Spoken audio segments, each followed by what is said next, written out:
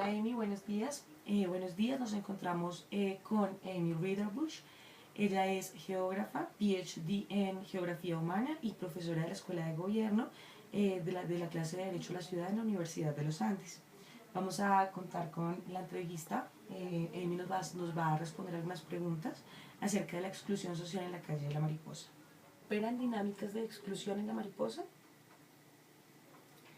Creo que, bueno, la plaza, la plazoleta San Victorino y todas las dinámicas que tiene este espacio, realmente hay muchos escenarios de exclusión, ¿no? Pero no son necesariamente como tan... son ocultas, son como actos de exclusión que son ocultos a la visión, yo creería, normal de todos los días. Puede ser la misma reacción de las personas cuando pasan por la mariposa, que es realmente ¿cómo se llama? La escultura. El monumento. El monumento, que es una mariposa, y alrededor de este espacio hay mujeres jóvenes que trabajan en la prostitución. Y no es tan evidente, pero las personas que saben que ellas están ahí trabajando tienen realmente un prejuicio, o juzgan, o hacen, y creo que eso también es un acto de exclusión. Tenemos actos desde ahí, que es como muy sutil, que no es tan fácil o tangible decir que fue un acto de exclusión, como no dejarte entrar a algún espacio, sino que como un rechazo generalizado en la sociedad, yo creo que de este espacio. Y todo lo que ha pasado en los medios, que han pasado como un reporte ya en séptimo día en varios espacios que pone ya el tema al ojo público y la gente juzga, ¿no? Sin entender cuál es la historia de estas personas, porque cómo llegaron a la mariposa, eso es uno. Diría que al otro extremo sí hay otros actos mucho menos ocultos, o sea, que son tangibles, que son hasta como actos físicos de violencia o de exclusión social o socioespacial, porque tienen mucho que ver con las dinámicas espaciales de este sitio, que diría que tiene que ver con las autoridades y las distintas autoridades de la mariposa. Los policías que están presentes, que manejan realmente como la autoridad de este espacio y deciden quién puede estar y quién no puede estar en este lugar, qué pueden hacer y qué no pueden hacer. El simple hecho de ellas estar ahí no necesariamente están trabajando en ese momento, sino están comiendo un dulce, fumando un cigarrillo, haciendo cualquier cosa, pero no están en la prostitución, y las llevan o las sacan del espacio con la amenaza de ir a la UPJ o pidiendo favores sexuales o otro tipo de favores para no llevarlas a entidades de protección del Estado si son menores de edad. Mejor dicho, hay como varios escenarios, ¿no? de que podríamos ver exclusión, y más allá de la exclusión es la violencia contra ellas, ¿no? Yo diría que la exclusión social en Bogotá es inevitablemente espacial. Todo tiene que ver con los dos conceptos relacionados, que vemos como una asociación entre personas no deseadas y espacios no deseados. La mariposa se volvió un espacio de conflicto, un espacio problemático para las autoridades de la ciudad, porque hay gente no deseada en este espacio, haciendo cosas no deseadas. Entonces creo que mucho tiene que ver con eso en la mariposa. Es un espacio muy particular. Es un espacio público, pero para ellas no es público. Para estas personas en la mariposa ellas no tienen el mismo derecho a la ciudad que las personas tienen.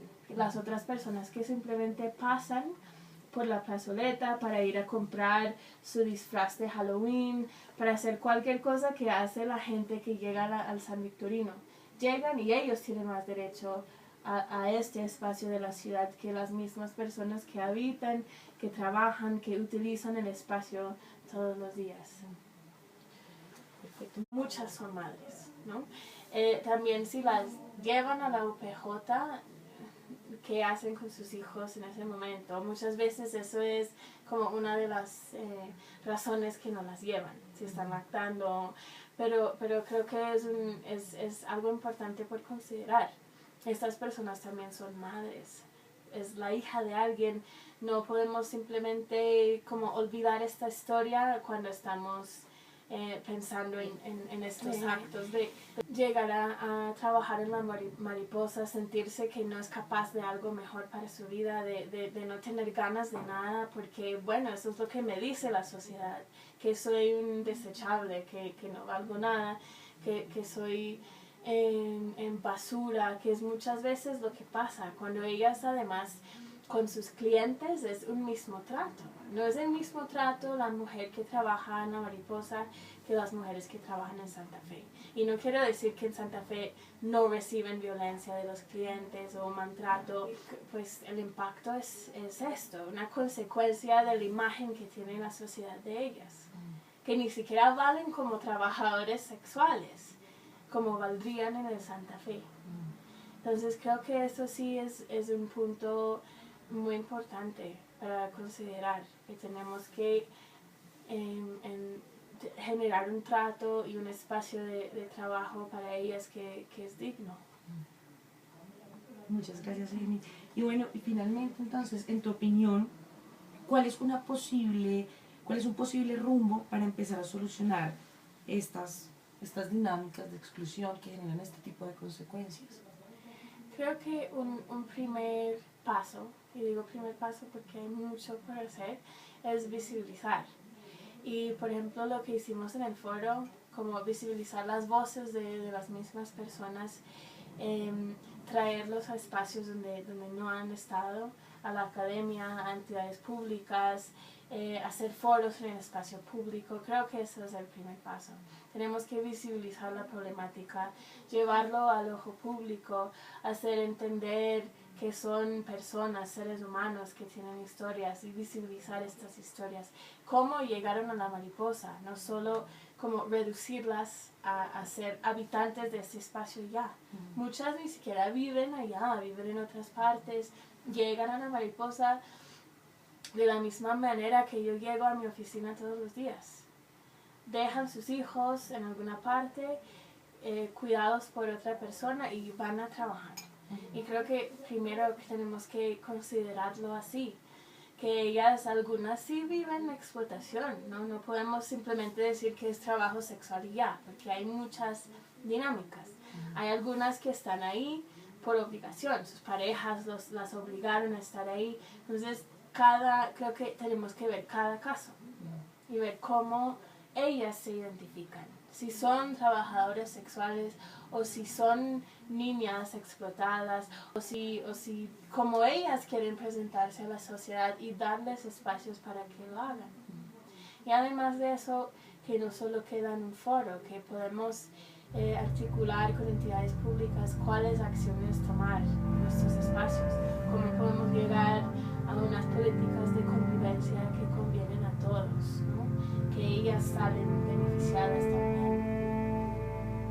Creo que ese es el primer paso y creo que ahí, a partir de entrar en diálogo con todos los actores pertinentes de estos espacios, tenemos que articular caminos conjuntamente de trabajo, una estructura, un camino de trabajo, cómo articulamos con todos los actores involucrados ahí una solución, cuáles son los problemas y cuáles soluciones planteamos. Muchísimas gracias. Bueno.